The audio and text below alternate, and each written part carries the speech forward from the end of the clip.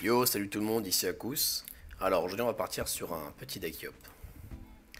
Donc comme vous pouvez le voir, ce n'est pas un Xelor. Donc je sais, je n'ai toujours pas montré de Xelor sur ma chaîne, mais ne vous en faites pas, ça va arriver.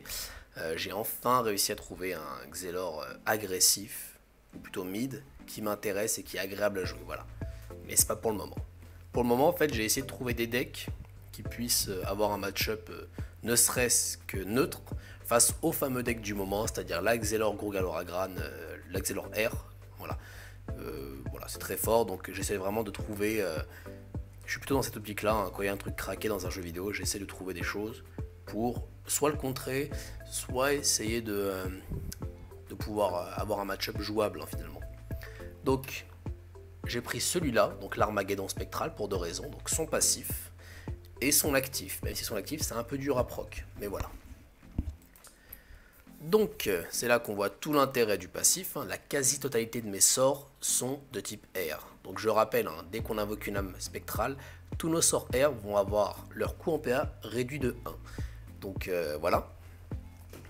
Alors, au niveau des sorts R que j'ai choisi les moins chers avec des effets qui m'allaient le mieux et qui généraient le plus de jauge possible. C'est pour ça par exemple que je n'ai pas mis foudroyer, il générait que 1 de jauge. Je n'ai pas mis également intimidation parce qu'il faut être au corps à corps, donc c'est assez contraignant finalement. Par contre j'ai mis jab, alors qu'il ne génère pas de jauge, mais je vais en parler plus tard. Et finalement le dernier sort que j'ai mis, donc c'est le bon. 4 PV max excellent, mobilité excellent, 3 PA excellent, 1 de jauge R en plus, hein, donc c'est cadeau dans ce deck là. Moi je le mets même quand je joue un deck feu ou eau, je le mets. Donc vraiment très bon sort. Alors au niveau des compagnons, déjà le premier compagnon que j'adore jouer dans les decks agressifs, c'est le flècheur. Parce que qu'est-ce qui se passe? Souvent le flècheur arrive T2. Si on joue 2 sorts par tour, pardon, il va arriver T2. Et le tour où il arrive, on va pouvoir balancer une mire déjà. Donc il restera 2 mires. Le tour d'après, notre adversaire n'aura pas assez de ressources pour le tuer de loin. Donc à 8 PV, il ne pourra pas invoquer un compagnon qui ira le tuer. Bon, évidemment, on n'enverra pas au corps à corps, mais voilà. L'idée, c'est de protéger un tour, ce qui est relativement facile en début de partie. Pour au tour suivant, pouvoir balancer 2 autres sorts, donc infliger encore 2 dégâts grâce au mire. Et finalement, son coût en jauge, il ne nous aura rien coûté en jauge, parce qu'il aura remboursé intégralement sa dette. Enfin, son coût, pardon. Donc une fois qu'il a plus de mire, on l'envoie au corps à corps, hein, c'est un petit dégât par-ci, un petit dégât par-là, attention, il ne sert plus à grand-chose. Et d'ailleurs, s'il est bientôt en fin de vie, on n'hésite pas à lui mettre un petit coup d'épée dans le dos, hein. Ça nous fait une petite âme, hein. C'est très appréciable. Donc dans tous les cas, il est très intéressant. Alors pour les 3 autres, hein, quand on regarde le deck, donc jouer 2 sorts par tour, en plus les sorts peuvent être moins chers, on comprend directement quelle va être la problématique, ça va être la pioche. Donc 3 compagnons de pioche. Pharnix, on peut balancer ses mires très rapidement aussi, hein, comme j'ai dit pour le flècheur, pareil pour l'Évangéline.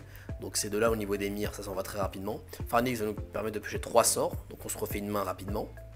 Évangéline pareil, 3 sorts, on se refait une main rapidement. En plus Évangéline dispose d'un body excellent je trouve, hein, pour 6, en plus avec un sort très fort. Même s'il ne génère pas de jauge R, il est très fort. Hein. Et vu que c'est souvent le dernier compagnon que j'invoque, bah finalement la jauge j'en ai plus besoin. Parce que j'ai plus de compagnons disponibles. Donc c'est quand même un très bon sort. Hein. 5 dégâts pour 4, qui génère 1 PA. Donc finalement c'est 5 dégâts pour 3 PA. Si jamais on crame, bref, vous avez compris. Et le dernier c'est Hush. Hush pour les dégâts, donc il tape à 5. Et aussi pour la pioche avec son sort.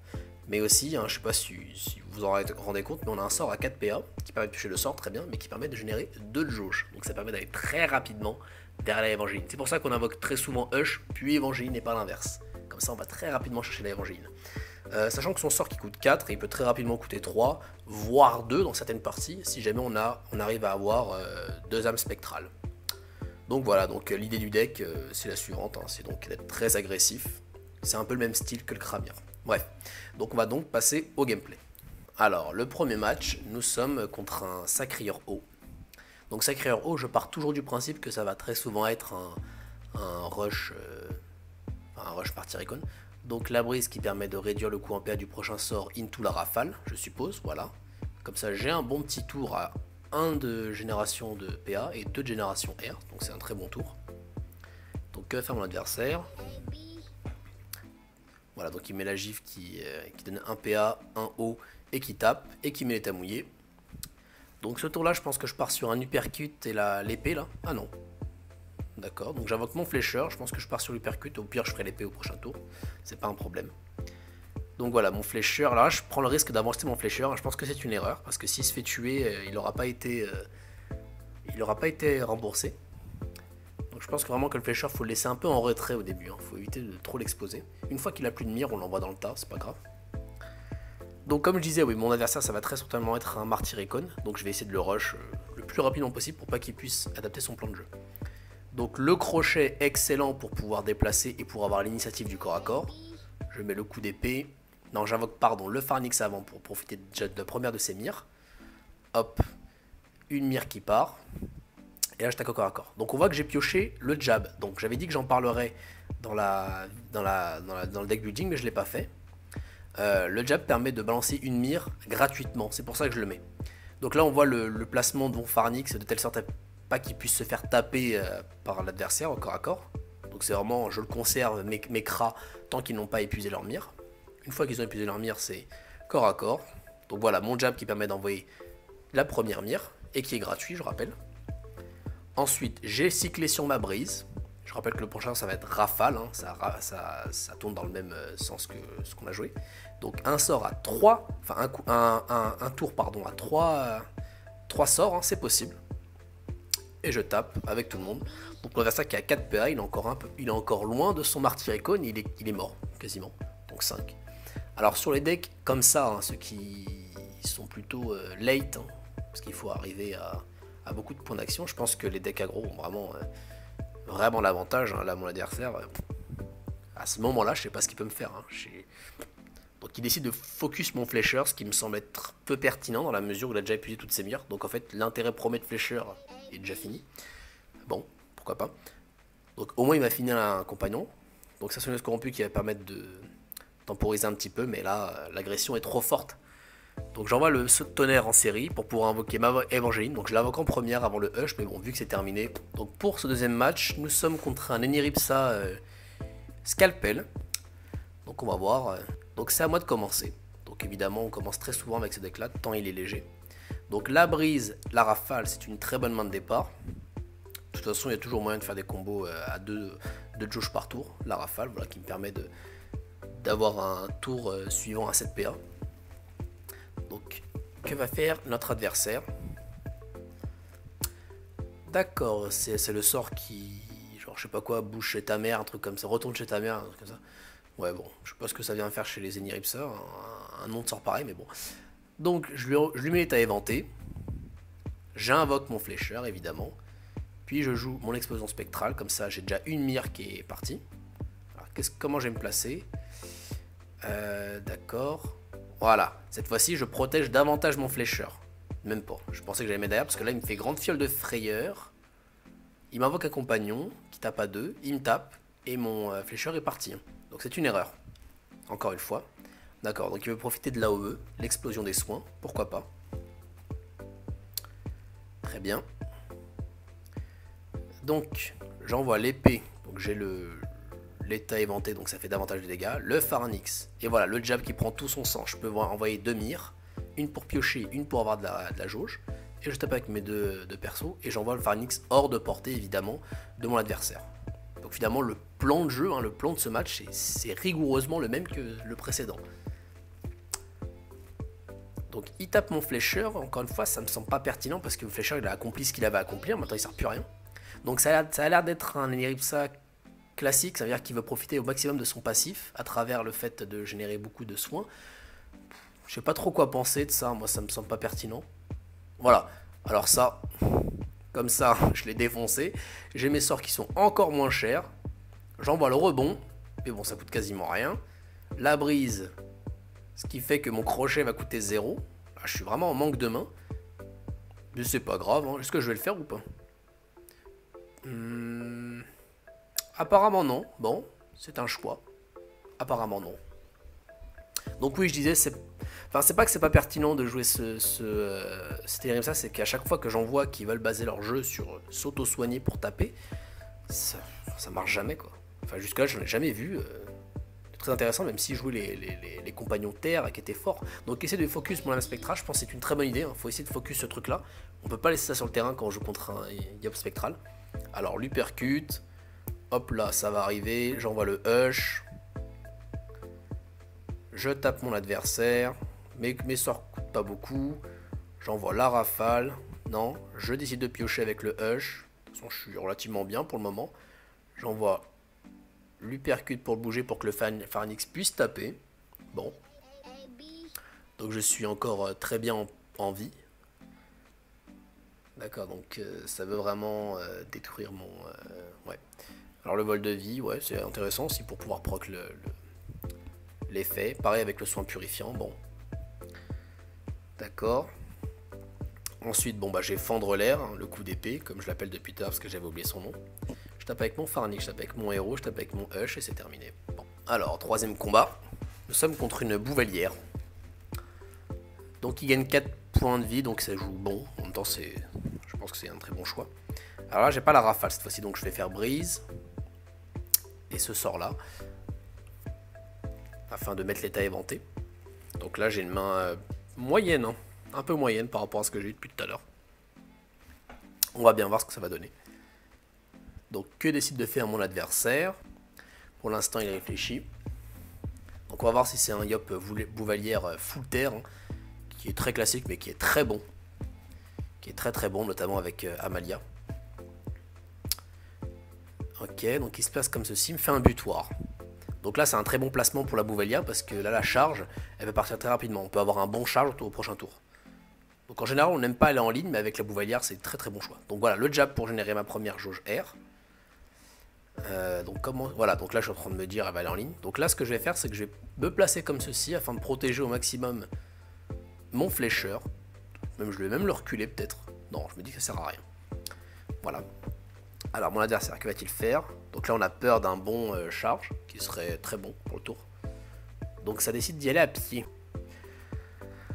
D'accord, parce qu'il avait peut-être pas la charge, donc il décide de jouer la grosse charge. Bon, pourquoi pas.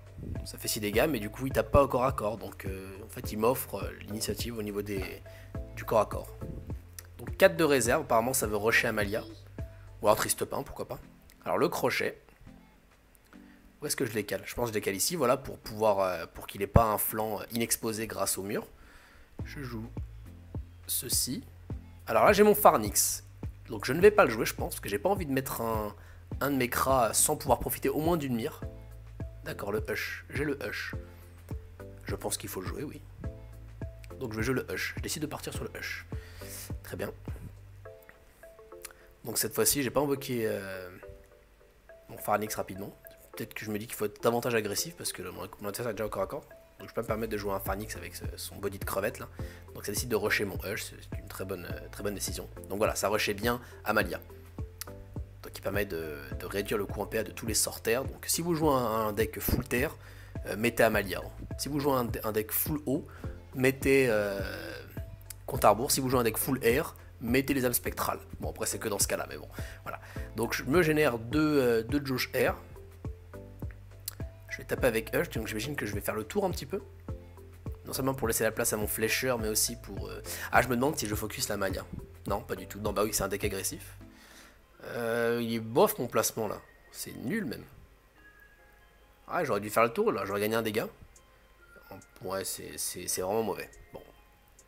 Donc je mets mon flécheur ici. Bon, je tape un dégât sur la Amalia, même si je suis pas convaincu que mon plan de jeu soit de la focus. Donc ça me tape. Donc ça va être une bataille de dégâts apparemment, mais bon, je suis plutôt bien au niveau des PV. Après avec Amalia, ça peut très vite snowball. En plus, mon adversaire a encore beaucoup de cartes en main. Alors là, il profite d'un très bonne ronce d'Amalia là. Ça m'invoque le Griffer. Donc l'uppercut. Donc moi, ah oui, j'ai utilisé mon sort de Hush tour d'avant parce que je savais qu'il allait crever, donc j'allais au moins l'utiliser. Au moins je l'ai réutilisé une fois. Donc mon crochet. Là je peux jouer le Pharynx, mais je vais pas le faire. Hein. Je tape au corps à corps. Donc on voit que c'est un bon duel bien bourrin là, donc c'est pas des Yop pour rien. Donc deux Yop rigoureusement différents, mais dans leur approche très agressive. Même approche, voilà. Donc ça décide de m'encercler, c'est normal, il faut exposer le plus de mes flancs. Tout le monde me tape, il n'a pas encore joué ses sorts. Il me fait la grosse charge. Non, c'est pas grosse charge. En plus il m'immobilise, alors là c'est compliqué. Hein. J'ai 13 PV, je suis entouré de 3 fous alliés, même pas 4. C'est très compliqué à ce moment-là. Donc mon adversaire a encore 12 PV. D'accord. Et j'ai pas réussi à invoquer une lame spectrale aussi pendant ce match-là. Donc je joue la brise. Ou alors fendre l'air avant. Ah, je croyais que fendre l'air générait 2 de jauge, peut-être. Donc la brise. Voilà. Sauf qu'évidemment, quand il y a un létal, je ne cherche pas à avoir le létal, je cherche à me compliquer la vie. Donc évidemment, il y avait létal. Hein. Bon, voilà. Et en plus, je transforme en âme. Bon, l'avantage, c'est que je peux mettre un 4ème combat, tant les combats sont rapides. Donc c'est parti. Alors, qu'est-ce qu'on voit en face? Une trotteuse qui a +2/+2. Ça veut dire qu'elle joue éternité et même pas mort. Ne serait-ce pas un gros galop à grane? Donc, ça commence. Donc apparemment, c'est un deck très rapide, hein, parce qu'il joue en premier. D'accord, donc ça commence à générer ses jauges. Donc moi j'ai Uppercut, donc j'ai 7 PA, donc je peux faire Uppercut et l'épée là. Fendre l'air, voilà, j'ai eu le temps de voir là son nom. Donc là je compte, hein, j'ai pas envie de me prendre un double dégât lié à sa téléportation longue, non? En même temps je me dis qu'il faut vraiment être agressif. Après là s'il joue la téléportation forcée, il me touche avant. Mais je me dis qu'il faut être vraiment très agressif, d'accord. Donc il met sa téléportation forcée pour me reculer, donc ça... On comprend très bien que ça va temporiser pour gros galop à grane, hein, c'est évident, donc à ce moment-là on sait très bien. Donc là il faut être ultra agressif, sinon c'est impossible, parce que dans le late game c'est impossible. Parce que je rappelle, ce truc là ça met du temps à invoquer gros galop à grane, mais une fois que ça l'a, ça continue à générer plein de jauges, et si jamais on arrive par miracle à tuer tous les compagnons, ça fait même pas mort. Donc voilà, là je peux profiter de 2 mires en un tour, le crochet. Là, je vais avancer au maximum. Et je vais protéger mon flécheur. Non. D'accord. À ce moment-là, je me dis que peut-être que s'il est agressif, c'est bien pour moi. Donc, je suis prêt à mettre un de jauge air à la poubelle. Peut-être que c'est ce que je me dis à ce moment-là. Donc, mon trotteuse, hein, c'est impossible à coincer, hein. Évidemment ça bouge partout, c'est le temps de temporiser pour gros galop à grane, hein. Pour ceux qui n'auraient pas compris le but du deck, c'est ça, hein. C'est de temporiser à fond pour gros galop à grane, sachant que ça bouge partout, voilà. Donc la rafale sur le bouclier, c'est dommage, mais il faut bien que je joue un sort. Le bon ne me permet pas d'y aller. Donc voilà, au niveau des jauges, je suis pas mal. Donc je peux invoquer Hush, je pense que je vais le faire, voilà, je vais le faire avant, sinon je suis obligé de rusher. Et je vais même jouer le sort de Hush, j'ai pas envie qu'il crève en un tour. J'avance. J'aurais peut-être dû mettre le flécheur de l'autre côté, au cas où il voudrait faire une éternité, enfin une éternité, oui, une éternité de l'autre côté. Comme ça, j'aurais pu mettre un dégât, attention. Donc voilà, ça c'est Exelor, ça met un Sinistro et ça peut se téléporter là-bas. Voilà, bon. Donc ça va dans le coin. Donc 7 de jauge, je sais que prochain tour j'ai gros hologramme dans la tête. Je suis au courant. Donc là j'ai cramé ma réserve, ce qui fait qu'à ce tour-là, je ne peux pas utiliser... crochet ou uppercut, je sais plus quoi, enfin le truc qui m'est inventé avec fendre l'air, uppercut. Donc peut-être que je vais partir sur uppercut bon et taper au corps à corps. Je pense que c'est ce que je vais faire. Hein. Le problème c'est Sinistro, je sais qu'au tour d'après il peut être à l'autre bout du terrain. Donc c'est vraiment compliqué, hein, comme match-up. Hein. Voilà. Donc je vais commencer à taper son Sinistro et là je vais envoyer même mon Hush pour taper l'autre Sinistro. Hein, donc... En fait, si j'avançais mon Hush, ça se trouve, il serait parti là-bas. Je sais pas, en fait. Je sais pas si c'était un bon play à ce moment-là. Peut-être un misplay. Peut-être c'était pas correct de faire ça. D'accord. Donc ça recommence à se faire une main. Donc cette carte, hein, je rappelle. Voilà, le fameux, le voici. Bonjour. Donc il dépop immédiatement mon personnage. Enfin, mon Kra, même si je m'en foutais un peu parce qu'il avait fait son travail. Et ça met l'état inciblable. Ça commence à se régénérer, voilà. Donc je sais que Echo va très certainement arriver prochain tour. Pour encore plus de génération. Ça sert à rien de focus tes compagnons, c'est inutile. Ça ne sert à rien, parce que ça ripop. Ça ripop. Donc, je vais quand même le faire, c'est juste pour la génération de jauge, et je vais être agressif. Putain, je suis obligé. Je suis obligé. Sur le long terme, il gagne. Donc je suis obligé de faire ça. Et j'avance mon Hush. Mon Hush qui est loin quand même. Hein. Donc là, je vais pas empêcher le gros hologramme de me taper, parce que je ne joue pas le truc là qui repousse. Donc je ne peux pas gérer au gros hologramme avec le déplacement. Je peux éventuellement l'éviter avec un bon, mais sinon non. Donc ça met le cadran, enfin pardon, pas le cadran, mais le Sinistro terre pour générer un bouclier. Ça me tape au corps à corps, l'éternité. Ouais, du coup il peut pas... Ouais. Et donc du coup ça me met l'écho. Donc là on est parti pour 4 de régénération par tour. Et ça commence à focus mon DPS, c'est-à-dire Évangile. Mais bon, il n'a pas encore dépensé ses mires. Elle n'a pas encore dépensé ses mires, pardon. Donc là, je vire Echo pour pouvoir passer. La première mire qui me fait piocher. Je joue le fendre l'air. Non, le jab. Bah oui, c'est plus rentable. La deuxième mire qui part. Je vais pouvoir taper avec mon Hush. D'ailleurs, le placement de mon adversaire qui est discutable à ce niveau-là. Je vais taper avec fendre l'air. Non, pas fendre l'air, pardon, mais le... Bon, je sais plus comment il s'appelle. Et je tape encore à corps. Donc mon adversaire qui est à 11 PV. Donc là, on se dit, peut-être qu'il y a moyen de faire quelque chose. Alors je vais reculer ma Évangéline. Oui, parce que je me dis, à ce moment-là, je me dis, s'il veut buter ma Évangéline, bah qu'il y aille. Au moins son gros Grelorgran me foutra la paix pendant au moins un tour. C'est voilà. Donc là, ça joue le Sinistro R. Ça se téléporte. Donc très dur à choper, hein, ce personnage-là. Donc ça veut taper ma Évangéline au corps à corps. Ça n'a pas peur de se prendre 4 dégâts pour rien. Encore un peu discutable ce truc. Parce que s'il serait resté loin, finalement, il était safe. Hein. Donc moi, je veux taper avec mon Hush, 5 d'attaque. Je vais faire le bond dessus. Voilà. Je fais le bond dessus. Donc du coup, je peux profiter des 4 attaques de ma Évangéline. Donc je balance mon trait d'Évangéline avant qu'elle meure. Je tape dessus. Finalement, la génération de Joe, je sais qu'il me reste que Pharnix, donc j'en ai pas excessivement besoin. Et je vais commencer à m'éloigner un petit peu. En même temps, je peux pas... Je me dis, bah au moins je vais taper le Sinistro. Bon. Donc mon adversaire a 2 PV. Hein. Donc à ce moment-là, on se dit, ouais, c'est trop bien, je vais peut-être pouvoir gagner. Donc voilà. 2 PV, non, 6 PV, pardon.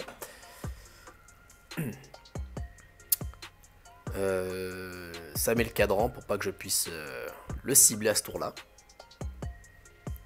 D'accord, donc ça n'a pas peur de se prendre les dégâts de Hush.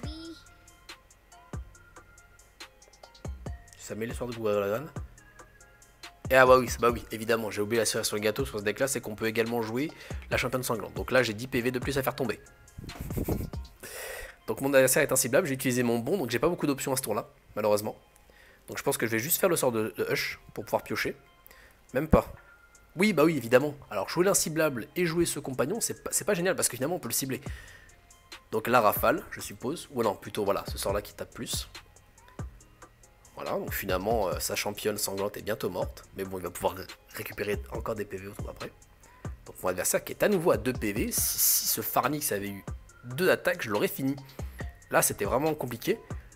Et j'aurais pu fuir, mais je me dis, il faut vraiment que j'y aille, quoi. Au pire, je vais me faire taper par tout le monde. Parce qu'en général, il faut éviter de se faire taper par Grelorgran, mais je me dis, j'ai pas le choix. Il faut vraiment que j'y aille. Alors je décide de taper ça parce que j'ai pas envie qu'il se téléporte loin. Donc ça régénère 4 PV, voilà, très bien, tout va bien. Donc 5 points de vie actuellement. Donc au niveau de sa jauge, il est pas mal, il va bientôt pouvoir faire un même pas mort. Enfin, il va pouvoir faire un même pas mort si je commence à focus ses compagnons. C'est pour ça que je ne veux absolument pas focus ses compagnons. Ce serait une perte de tempo monumentale. Donc il se passe ici, donc voilà, en plus il se protège avec son Sinistro Terre, donc bouclier plus... Voilà, en plus ça se soigne, donc c'est... Enfin, je trouve que c'est assez usant en fait comme gameplay, mais bon. Je sais qu'il y en a qui trouvent que c'est cancer de jouer aggro, comme je l'ai fait dans les 3 parties d'avant. Moi je suis plutôt inversé. C'est vraiment le temporiser comme ça, c'est... Bon, après chacun son choix, je respecte, il y en a qui préfèrent jouer comme ça, il n'y a pas de problème. Alors, que va-t-il se passer? Donc là, 6 PV, bouclier, je peux pas taper au corps à corps. Donc là, je réfléchis, je commence par faire ça, comme ça mon Pharnix va au moins pouvoir taper. Et là, je pioche jab, je me dis, mais oui, je peux piocher. Donc jab pour taper un de plus, et j'ai taper avec la mire. Et là, je peux balancer la rafale, 1 PV, finir avec Pharnix. Alléluia. Voilà.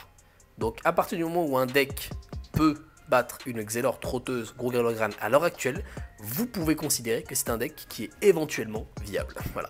Donc en fait c'est l'épreuve ultime hein, pour savoir si un deck est viable, c'est de savoir si ça bat ce deck là ou si c'est possible de se battre ce deck là. Bref, cette vidéo est terminée. Si elle vous a plu, n'hésitez pas à mettre un petit pouce bleu ou à vous abonner. Et moi je vous dis à la prochaine. Ciao.